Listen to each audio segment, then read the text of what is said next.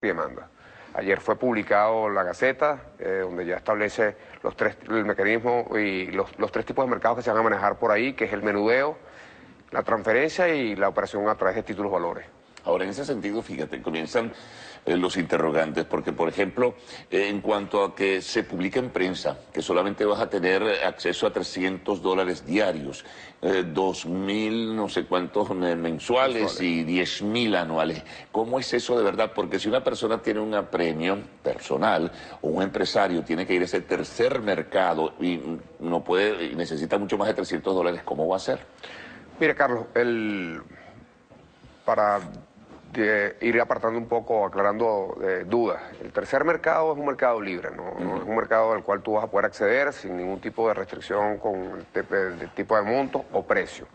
¿Qué pasa? Como estamos invitados tres, digamos, tipos de instituciones a ser los distribuidores o los facilitadores de este mecanismo, hay que entender la naturaleza para la cual somos objeto cada uno de nosotros. O sea, las casas de cambio tienen unas características de infraestructura para atender un tipo de clientes y hasta un tipo de monto.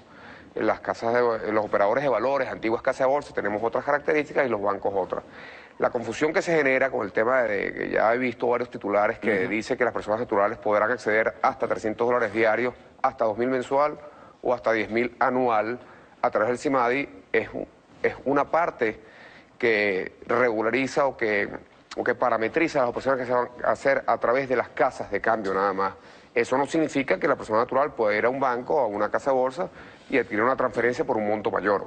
Simplemente que por la característica de la casa de cambio y escuchando, voy a citar a César Atencio, que es el presidente de la Asociación de Casas de Cambio, el día de ayer aclaraba eso, que ese monto no es un monto sacado de un sombrero, sino que es un monto que más o menos obedece al promedio mundial. Eso iba a preguntar, si no se trata de un promedio, pero si alguien necesita, por razones de emergencia, porque necesita sencillamente ese dinero, puede obtener en un día más de $300. Claro, inclusive si no es por más de $2.000 al mes. Si no es por una emergencia, simplemente quieres hacer una operación cambiaria a través de mayor monto, puedes ir a un banco o a un operador de valor. O necesitas, por ejemplo, realizar alguna compra particular y necesitas más de $2.000, que es lo que se supone es la referencia de un mes, lo puedes obtener también. Absolutamente. Eso es bien importante aclararlo porque se están presentando dudas de que solamente va a tener la gente acceso a 300 diarios, a 2.000 al mes y a 10.000 anuales. Eso no es así. No es así.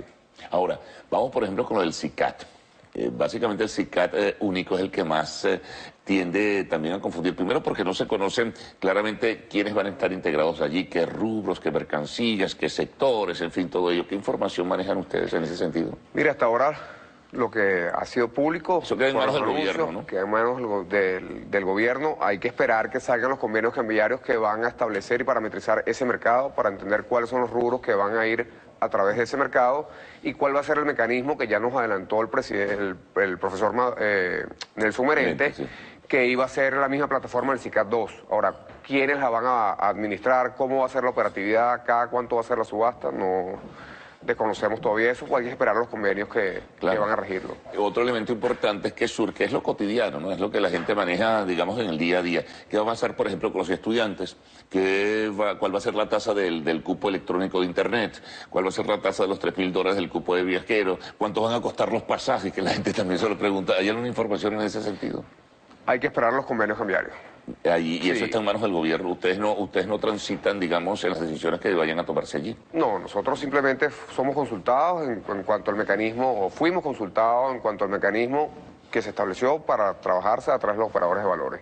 Esas otras son políticas ya internas del ente emisor, Banco Central de Venezuela, el Ministerio de Finanzas, y ellos tienen que sacarlo a través de convenio cambiario. Igual que con la tasa de 6.30, ellos son los que tienen que definir qué rubros en alimentos y medicinas, qué sectores del sector, o sea, qué materias primas, qué insumos, que sean ya sea para el sector agrícola, ya sea para el sector, digamos, de los laboratorios o, digamos, de los alimentos, ellos son los que tienen que definir eso. Correcto. Ahora, mucha gente dice si va a ser sencillo y si hay el suficiente número de divisas, sobre todo para la operación que se maneje en el 630 y en el SICAT único. Mira, Carlos, considero que esta flexibilización del del control cambiario, donde nos hacen una apertura, donde deslistan ya varios rubros, o una gran cantidad de rubros del 630 y lo pasan a 12.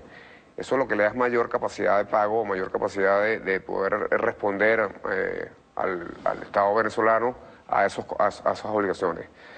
Me imagino que los encargados de hacer los cálculos habrán hecho su presupuesto y esos son los números que les habrá arrojado. Y somos